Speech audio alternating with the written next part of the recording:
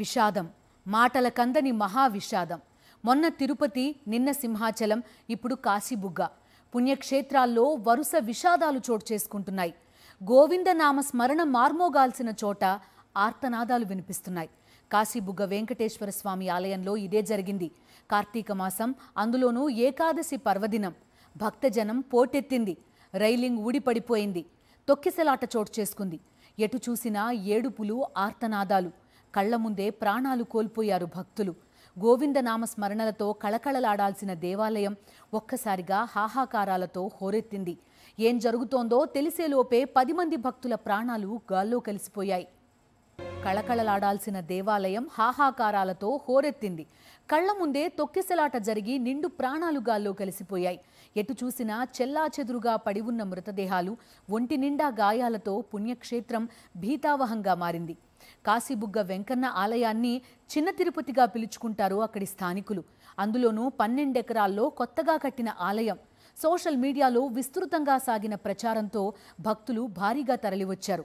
100, 200 కాదు, దాదాపు 25,000 మంది భక్తులు తరలివచ్చినట్టు తెలుస్తోంది. కాశీబుగ్గలో ఇదే అతిపెద్ద వెంకటేశ్వర దేవాలయం. ఏకాదశి అంటే ఖచ్చితంగా భక్తుల తాకిడి ఎక్కువగా ఉంటుందని ప్రత్యేకంగా చెప్పాల్సిన పనిలేదు. అయినా అధికారులు సరైన ఏర్పాట్లు చేయలేదు. ఫలితంగా జరిగిన తొక్కిసలాటలో మహిళలు, చిన్నారులు ప్రాణాలు కోల్పోయారు. మృతుల్లో 6 ఏళ్లు కూడా నిండని ఒక బాబు, అందులోనూ అయ్యప్ప మాల ధరించిన కన్యస్వామి ఉన్నారు. నిత్యం సందడి చేసే ఆ పిల్లాడు కళ్ల ముందే విగతజీవిగా మారడం చూసి ఆ తల్లి చేసిన రోదన అరణ్యరోదనగా మారింది. అది దేవాదాయ శాఖ పరిధిలో లేని దేవాలయం అని ఒక స్టేట్మెంట్ కూడా జారీ చేసింది ఆ శాఖ. ఎవరి పరిధిలో ఉన్నా భక్తులు భారీగా తరలివచ్చే ఆలయానికి తగిన ఏర్పాట్లు చేసే బాధ్యత అధికారులు, ప్రభుత్వానిది కాదా? దాదాపు 12 ఎకరాల సువిశాల స్థలంలో ఈ వెంకటేశ్వర ఆలయం నిర్మించారు. 20 కోట్ల రూపాయల ఖర్చుతో నిర్మించిన ఈ ఆలయంలో మే నెల నుంచి దర్శనాలు ప్రారంభించారు. ప్రతి శనివారం వేలాది మంది భక్తులు స్వామిని దర్శించుకునేందుకు వస్తున్నారు. మొన్న దసరా రోజున కూడా భారీగా భక్తులు పోటెత్తారు. ఆలయానికి ప్రాధాన్యత పెరిగిందని, భక్తుల రద్దీ పెరుగుతోందని, ఏకాదశి రోజు భక్తుల రద్దీ రెట్టింపవుతుందని అధికారులకు తెలియంది కాదు. అయినా ఎందుకో ఈ నిర్లక్ష్యం తెలీదు. ఈ మహా విషాదం అందుకే జరిగింది.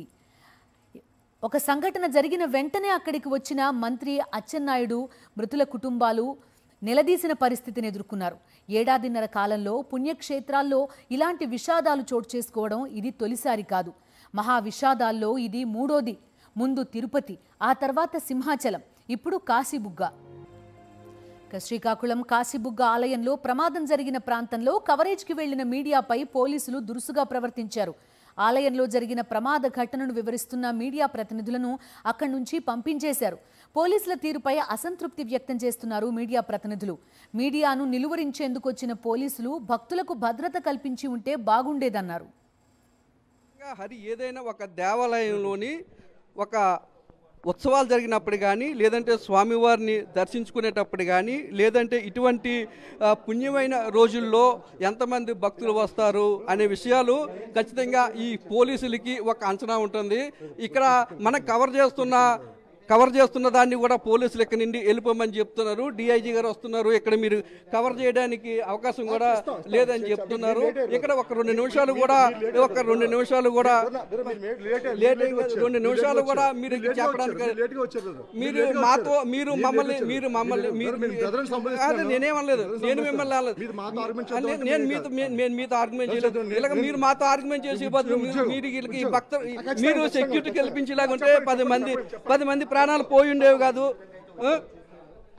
ఈ కవరేజ్కి వచ్చిన సాక్షి నుండి ఇక్కడ వెళ్ళిపోమని చెప్తున్నారు. ఇలాగ సాక్షి మీద తమ ప్రతాపాన్ని చూపించే బదులు నిన్నటి రోజున ఈ భక్తులకు సరైన సౌకర్యాలు కానీ, లేదా తగిన భద్రతా ఏర్పాట్లు కానీ కల్పించేలాగా ఉంటే ఈ ప్రమాదం కూడా జరిగేది కాదు. ఉన్నత స్థాయి అధికారులు వస్తున్నారు కాబట్టి ఇక్కడ ఎవరు ఉండడానికి వీల్లేదు, వెళ్ళిపోమని చెప్తున్నారు.